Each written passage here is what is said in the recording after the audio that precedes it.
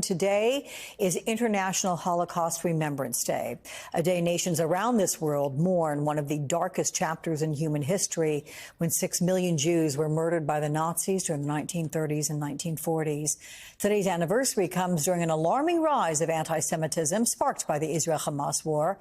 And joining me now is Israel's special envoy for combating anti-Semitism. I'm told we've just lost Michal Cotter-Wunsch. We're hoping to get her back in just a moment. It has been an incredible day, frankly, to be honoring this. And we also understand that the president, as we wait for her, there we see him. He is in South Carolina, everybody. He has arrived there at the Columbia Metro Airport in West Columbia, South Carolina.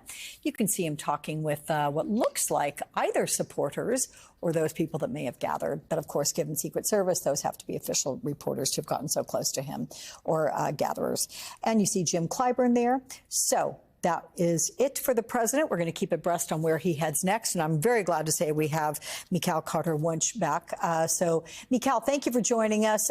This year, it is critically important, in fact, to remember the lessons of the Holocaust. Hamas's October 7th attack, it was the worst atrocity committed against the Jewish people in a single day since that terrible period.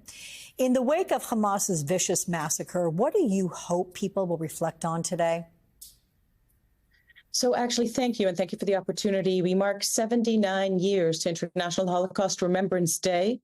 And not only the liberation of Auschwitz-Birkenau, but as you said, the murder of 6 million Jews. And 79 years later, we see this increase and spike in anti-Semitism in the wake of, as you described, the 10/7 worst massacre of Jews since the Holocaust. So what I hope most is for us to understand that the very same anti-Semitism that enabled the atrocities, including the coining of the term genocide to describe what happened in the Holocaust, is the anti-Semitism that fueled the atrocities of 10/7 by a genocidal terror organization and the responses to those atrocities, to those war crimes, to those crimes against humanity that deny, that are silent, that justify, that support, and that attack Jews around the world in the wake of that very attack.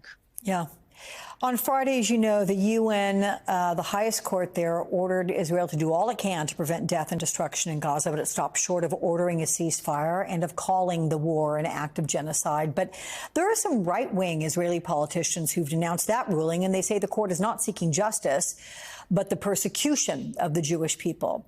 I'm curious your response to this rebuke of Israel's war conduct and, in fact, the timing ahead of this significant day today.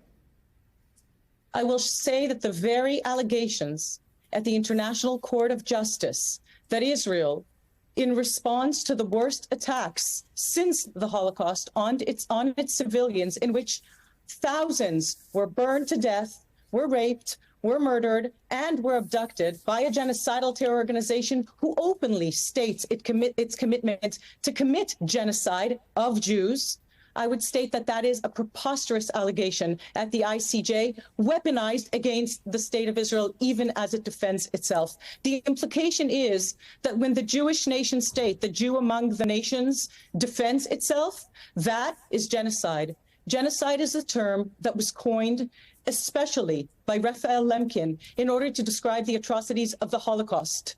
Atrocities too terrible to imagine, but not too terrible to have happened, precisely that Hamas genocidal terror and other genocidal terror organizations like it in its charter commit to the annihilation of the state of Israel and to the murder of Jews. And the fact that the ICJ did not immediately dismiss and in fact condemn South Africa for abusing its